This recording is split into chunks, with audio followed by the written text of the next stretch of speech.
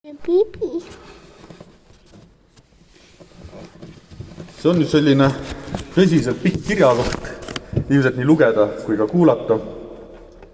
Ja see on selline huvitav kirjakoht.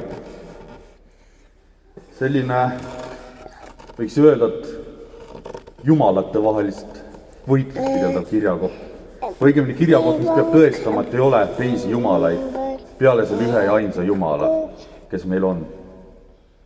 Siin Eelja on võtnud omale eesmärgiks kummutada Baali kummardajate kultuse ja tõestada oma inimestele, et sisuliselt, et Baali ei ole olemas, on olemas ainult üks issand. Ja nagu te äsja kuulsite, teeb ta seda edukalt. Ja seal juures veel korduvalt Baali kummardajad tõsiselt välja kutsudes, nende üle naerdes, nende üle isegi irvitades. Ja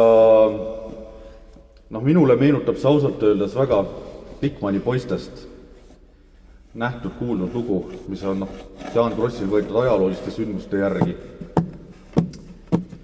Kui Saksamaal oli usku kuulutamas Püha Bonifacius kuskil 7. sajandil peale Kristust. Ja temagi võttis ette kohalike ebajumaluste kummutamise. Ja selleks otsustas ta maha raiuda Toori Püha tamme. Ja sealgi läks, võiks öelda, preester nagu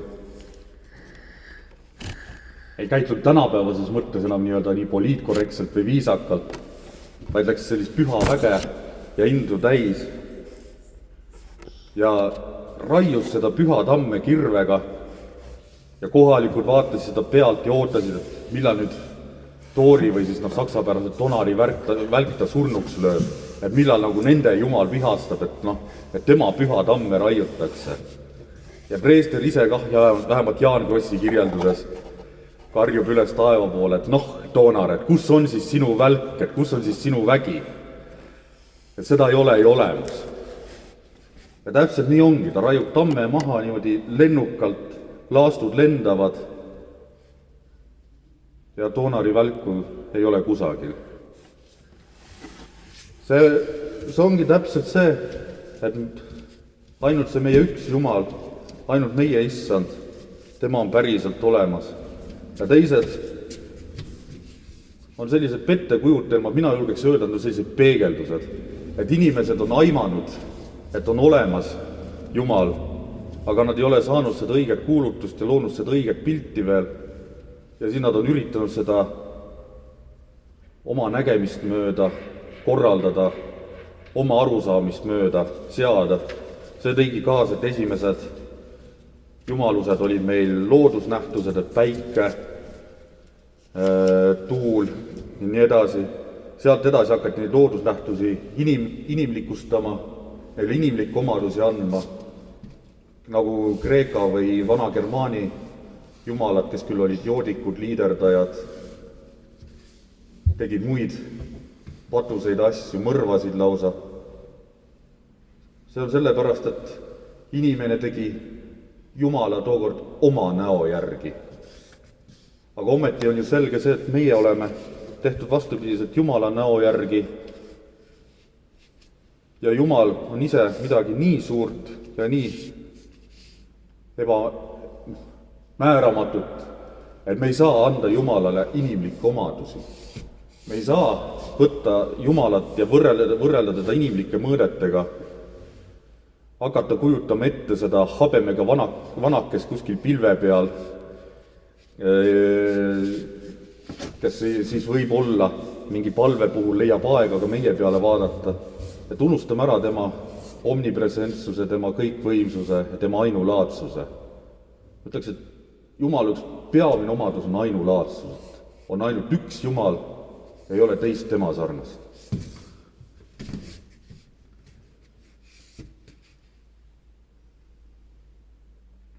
Ja selline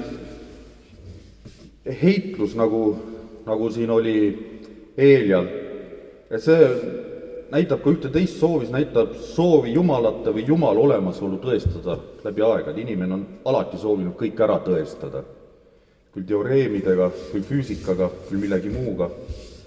Ja samamoodi me oleme alati üritanud tõestada ära oma armsa Jumala olemasolu. Viimasel sajandil küll on rohkem tulnud vastupidine trend, et üritatakse tõestada ära, et teda ei ole olemas. See on ikkagi üks ja seesama. Et me ei taha rajada alati asju usule, vaid me tahame teada, sest me leiame, et teadmises on see tõde ja teadmises on see õigus, ja kui me teame, siis on asjad kindlad ja rahulikult paigas. Minu meelest ei ole see päris mitte niimoodi. Kristlasele ei pea Jumal oma olemasolu tõestama. Kristlane usub. Me saame ju õndsaks läbi usu. Meie pääsemise aluseks on usk ühte ja tõelisse Jumalasse. Usk on suuresti ka tänaseks antud küllalt pikkade kirjakohtade teemaks. Ka kuuldud kirjast heebrealastele manitses meid usule.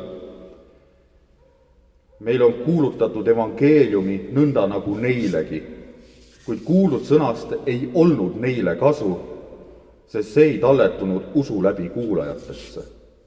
Et inimesed said evangeeliumi läbi Jumala sõnumi, said selle kuulutuse osaliseks, mis Jeesus Kristus meile tõi, kuid neil ei olnud sellest kasu, sest nad ei uskunud. Et me võime teha Jumala kummardamise rituaale sümboolselt niimoodi, meil on perekonnas üks selline väljend, et vihmavarju või vihmamantli kristlane.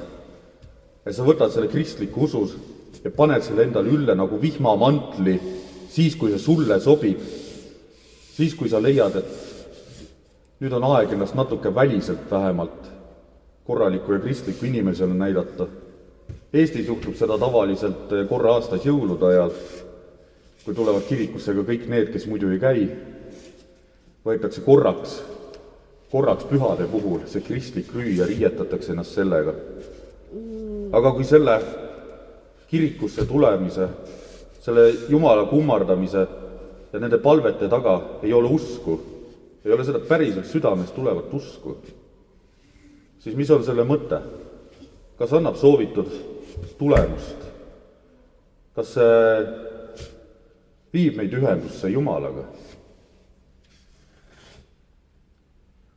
Ja sama mõtet kannab ka tänane lühike Matteuse evangeelium kirjakoht, et minge sisse kitsast väravast, sest lai on värav ja avar on tee, mis viib hukatusse, ja palju on neid, kes astuvad sealt sisse, kuid kitsas on värav ja ahtake on tee, mis viib ellu, ja pisut on neid, kes selle leiavad. Ka see kitsas värav, see ei ole midagi muud kui usk ühte ja ainsasse Jumalasse. Seesama usk, mida me täna siin juba läbi usutunnistuse ka kuulutanud ja kinnitanud oleme. Ja minu meelest ongi oluline teha vahet usu ja teadmise vahel. Meile kui kristlastele ei ole tõestus Jumala olemasolust vajalik. Sest kui me teame kindlalt, kui me oleme Jumala teaduslikult ära tõestanud, ta mingitesse füüsikalistesse valemitesse pannud, siis me teame, et ta on olemas. Ja meie usk rajaneb siis sellel teadmisel. Tegelikult aga peab olema vastupidi. Me usume kõhklemata Jumalat ja meie teadmine tema olemasolust, tema imedest, tema kuulutusest igavesest elust Jumala riigis, kõik see rajaneb juba omakorda meie usule temasse.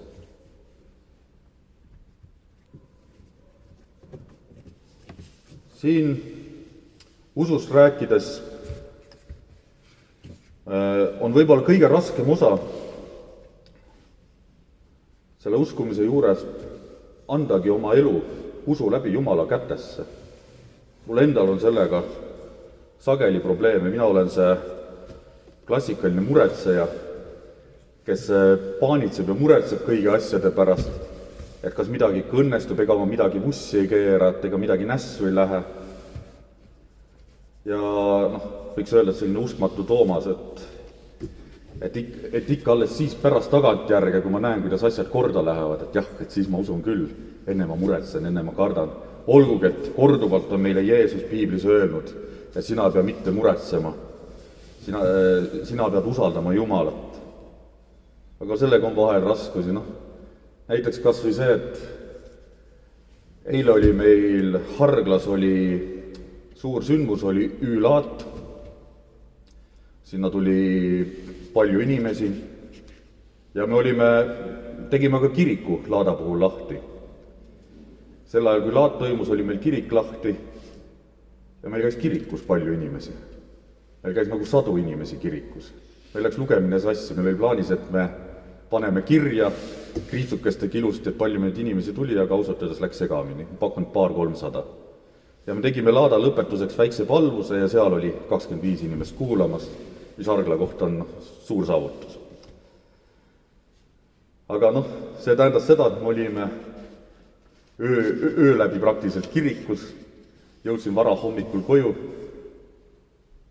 ja tõsiselt tuli see minu klassikaline, et ma olen täna hommikul ärgates, ma olen nii väsinud, olen nii magamata, et kuidas ma ometi selle tänase teenistuse välja vean.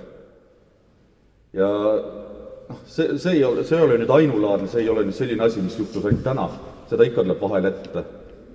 Aga minul on siin see, et Jumala teenistus on üks imeline asi.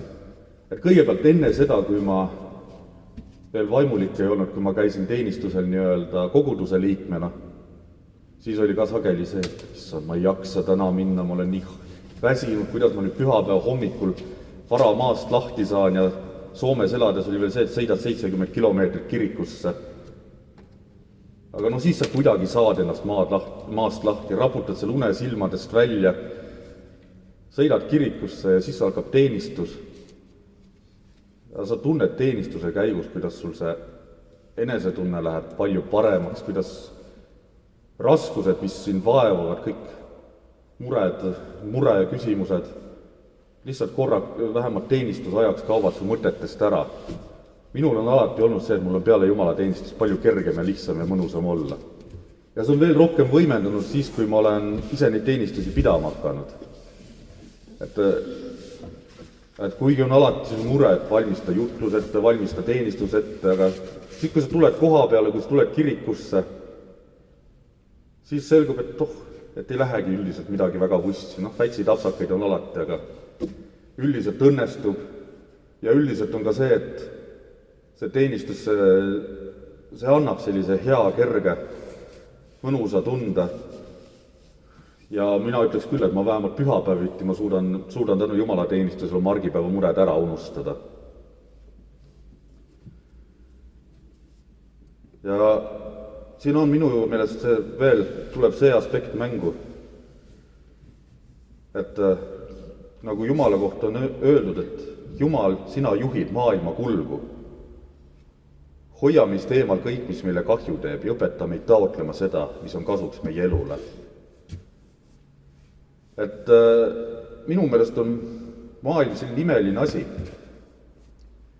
et kui me siin usume ühte ja ainsasse Jumalasse ja teame, et ta on kõikvõimas ja ainulaadne, siis me sageli kipume arvama, et niisama, et ta tegelebki igapäevaselt iga pisikese asjaga, et ta juhib igat pisikest maailma asja nagu personaalselt alati. Mina arvan, et ta on selle maailma pannud toimima maailma oma ütleme, looduslike reeglite järgi. Aga kui meie tahame, et ta tegeleks personaalselt mõne pisikese asja, kui me tahame seda tähele panna, kui me tahame teinekord või vajame teinekord seda imet, et midagi juhtuks maailma üldise korra vastu, siis meil on vaja usku Jumalasse ja vaja tema poole palvetada. See ei tule niisama, et me lihtsalt istume, laseme asjadel kulgeda, siis pärast heidame ette, et kui ta tegeleb kõigega, et miks ta siis meiega ei tegelenud. Minu jaoks ongi usu küsimus, et me usume Jumala kõikvõimsusse ja pöördume palves tema poole, nii mures kui ka tänus. Ja niimoodi me rajame oma elu usule Jumalasse. Nagu Jeesus ütleb, igaüks nüüd, kes neid mu sõnu kuuleb ja nende järgi teeb, sarnaneb aruka mehega, kes ehitas oma maja kaljule. Usk Jumalasse ongi nagu ühe korralikult ehitatud maja vundament. See on see kalju, millele me rajame oma elu ja see on kõige alus. Aamen.